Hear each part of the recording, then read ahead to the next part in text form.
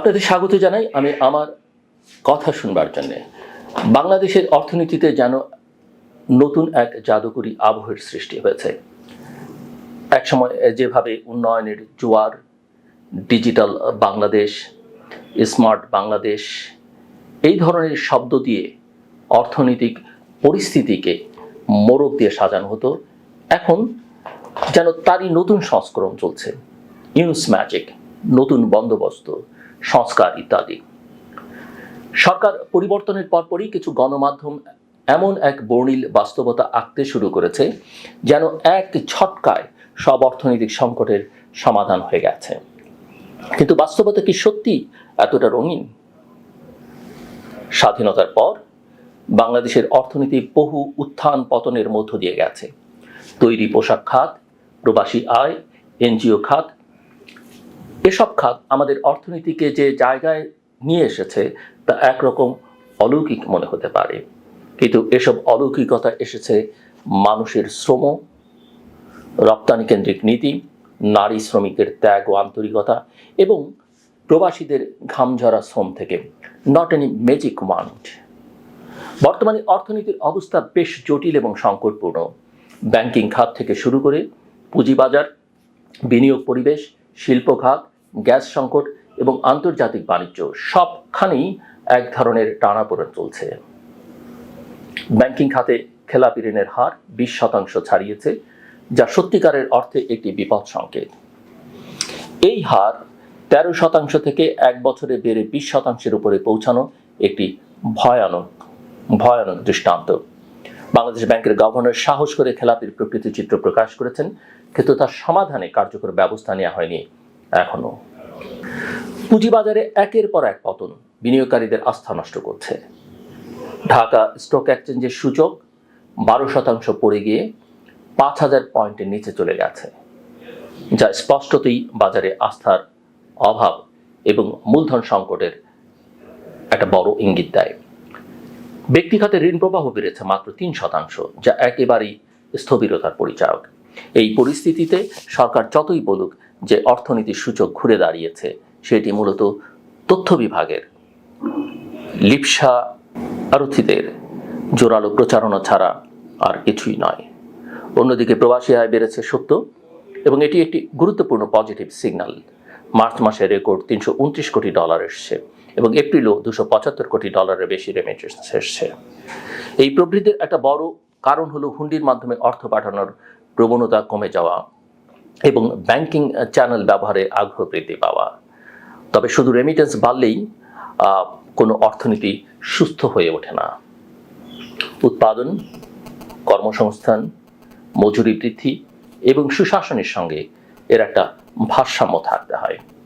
এদিকে দেশের তৈরি পোশাক খাত নতুন করে সংকটে পড়েছে। একদিকে যুক্তরাষ্ট্রের সম্ভাব্য 37% শুল্ক আরোপের ঘোষণা, অন্যদিকে দেশের অভ্যন্তরে গ্যাস সংকট।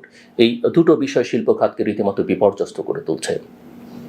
ঢাকা, সাভার, নারায়ণগঞ্জ এবং গাজীপুরের কারখানাগুলোতে গ্যাস সরবরাহ নেই বললেই চলে। ফলে তাদেরকে অর্ডার সময় মতো পাঠাতে অতিরিক্ত খরচে বিমান ভাড়া গুনতে হচ্ছে, যা লভ্যাংশকে অনেকখানি সংকুচিত করে ফেলছে। Bangladesh garments manufacturers and exporters association BGMEA এবং Bangladesh textile mills association BTMA পক্ষ থেকে বারবার সরকারের কাছে গ্যাস সরবরাহ নিশ্চিত করবার দাবি জানানো হলেও আমরা লক্ষ্য করছি যে বাস্তবিক কোনো ব্যবস্থা এখনো পর্যন্ত নেওয়া হয়নি। এর পাশাপাশি ব্যাংকিং খাত থেকে ঋণ পেতে নানা জটিলতা, আন্তর্জাতিক অর্ডার কমে যাওয়া, কাঁচামালের দাম বৃদ্ধি এবং শ্রমিকদের বেতন পরিশোধে অসুবিধার ফলে তৈরি পোশাক খাতের ভবিষ্যৎ নিয়ে অনিশ্চয়তা তৈরি হয়েছে। এই খাতের উপর দেশের রপ্তানির প্রায় 85% নির্ভর করে। যুক্তরাষ্ট্রের শুল্ক স্থগিত থাকলেও তা ভবিষ্যতে কার্যকর হলে বাংলাদেশের গার্মেন্টস রপ্তানি চরমভাবে ক্ষতিগ্রস্ত হবে। ডক্টর মোহাম্মদ ইউনূস এই বিষয়ে ট্রাম্পকে চিঠি দিয়ে কিছুটা কূটনৈতিক ভারসাম্য রক্ষা করেছেন ঠিকই, কিন্তু এটি দীর্ঘমেয়াদী সমাধান নয়। শিল্প খাতের জন্য শক্তিশালী জ্বালানি এবং ব্যাংক অবকাঠামো গড়ে না তুললে বড় ধরনের বিপর্যয় ঠেকানো যাবে না। তবে এক জায়গায় বাংলাদেশ ভালো করেছে, এলডিসি থেকে উত্তরণের পথে। জাতিসংঘের 3টি সূচকই বাংলাদেশ উত্তীর্ণ হয়েছে। 2026 সালে চূড়ান্তভাবে এলডিসি তালিকা থেকে বেরিয়ে আসবে বাংলাদেশ। তবে মাথাপিছু আয় বাড়লেও মানব সম্পদ সূচকে সামান্য অবনতি হয়েছে, বিশেষ করে স্বাস্থ্য খাতে। সেখানেই রয়েছে আশঙ্কার জায়গা, কারণ মানব সম্পদ উন্নয়নে দীর্ঘস্থায়ী বিনিয়োগ ছাড়া এই সূচক স্থায়ী উন্নয়ন ধরে রাখতে পারবে না। এদিকে অর্থনীতির উপর চাপ সৃষ্টি করছে বৈদেশিক বাণিজ্যের ঘাটতি, জ্বালানি সংকট, গ্যাস সরবরাহের বিপর্যয় এবং ডলারের মাঝের অস্থিরতা। সরকার ডলার সংকট মোকাবিলার কিছু সফলতা অর্জন করলেও রিজার্ভ এখনো IMF এর মানদণ্ডে যথাযথ নয়। এই পরিস্থিতিতে একদিকে বিশ্বব্যাংক প্রবৃদ্ধি নিয়ে উদ্বেগ জানাচ্ছে, অন্যদিকে মুডিজ আমাদের ব্যাংকিং খাতকে নেগেটিভ হিসেবে রেট করছে। সবচেয়ে বড় বিপদ সংকেত হলো দারিদ্র্যের হার আবার বাড়ছে। প্রায় 30 লাখ মানুষ নতুন করে অতি দরিদ্র হচ্ছে এবং সামগ্রিকভাবে দারিদ্র্যের হার 23% পৌঁছানোর আশঙ্কা করা হচ্ছে। এর অর্থ অর্থনীতির উন্নয়নের যে গল্প প্রচার করা হচ্ছে তার সঙ্গে বাস্তবতার বিস্তর ফারাক রয়েছে। এই পরিপ্রেক্ষিতে ইউনুস ম্যাজিক এই কথাটি রাজনৈতিক এবং গণমাধ্যম প্রপাগান্ডার এক নিদর্শন। ডক্টর মোহাম্মদ ইউনুসের মতো একজন ব্যক্তি শান্তি প্রতিষ্ঠায় ভূমিকা রাখতে পারেন, কিন্তু তার নামের সঙ্গে যদি বাস্তবতা বিবর্জিত ম্যাজিক শব্দটি জুড়ে দিয়ে দেশে এক অলৌকিক উন্নয়নের আবহ তৈরি করা হয়, তা হবে সত্য এবং পরিসংখ্যানের সঙ্গে প্রতারণা।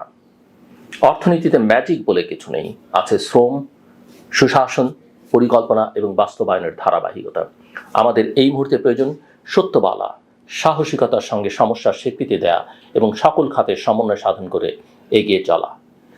চোখে ধুলা দিয়ে নয়, বাস্তবতা বুঝে, গণতন্ত্রকে প্রতিষ্ঠা করে এবং অর্থনীতির চালিকা শক্তিগুলোর উপর পুনরায় আস্থা ফিরিয়েই কেবল ঘুরে দাঁড়ানো সম্ভব। বাংলাদেশের জন্য সামনের সময় সহজ নয়, কিন্তু ম্যাজিক দিয়ে নয়, সঠিক নীতি নির্ধারণ, বাস্তবমুখী পরিকল্পনা ও শ্রমিক কৃষকের কল্যাণ কেন্দ্রিক অর্থনৈতিক দর্শনই পারে এই সংকট মোকাবেলা করে সামনে এগিয়ে নিতে। এই সত্যকে স্বীকার করাই এখন সবচেয়ে জরুরি। আমরা আশা করব নীতি নির্ধারকরা এই জরুরি কাজটা করবেন। শেষ করবার আগে বলি, কথাটা আপনারা সবাই জানেন, আমার কথাটাও সেরকম মনে হতে পারে, কিন্তু আমরা যারা গণমাধ্যমে কাজ করি বা এই ধরনের আলোচনা করি, আমরা সেটা করতে পারি। পরিবারের যারা কর্তা ব্যক্তি বা পরিবারে যারা অভিভাবক হিসেবে আছেন তারা করতে পারেন, শিক্ষকরা সেটা করতে পারেন এবং নানা ক্ষেত্রে ধর্মীয় গুরুরাও সেটা করতে পারেন এবং যারা মোটিভেটেড তারাও করতে পারেন। কিন্তু সাধারণভাবে এটা করা উচিত নয়। সেটা হচ্ছে অন্যকে উপদেশ দেয়া। আমাদের মধ্যে একটা সহজাত প্রবৃত্তি বা প্রবণতা আছে, সুযোগ পেলেই আমরা অন্যকে উপদেশ দিই। নিজেও হয়তো চর্চা করি না, কিন্তু উপদেশ দিতে আমাদের চুরি নেই। এই উপদেশ দেওয়াটা, যে কাউকে দেখলে পরিচিত জন, বন্ধু বান্ধব, আত্মীয় স্বজন কারোর সঙ্গে দেখা হলেই নানা রকমের ছোট বড় উপদেশ দেয়া, এটা একটা বাজে প্রবণতা।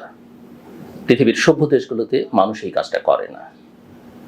কাজে আসুন আমরা যত্রতত্র উপদেশ বিলানো থেকে নিজেদেরকে বিরত রাখি। আমার কথা শুনবার জন্য আপনাদের অসংখ্য ধন্যবাদ। আপনাদের সবার জন্য শুভকামনা।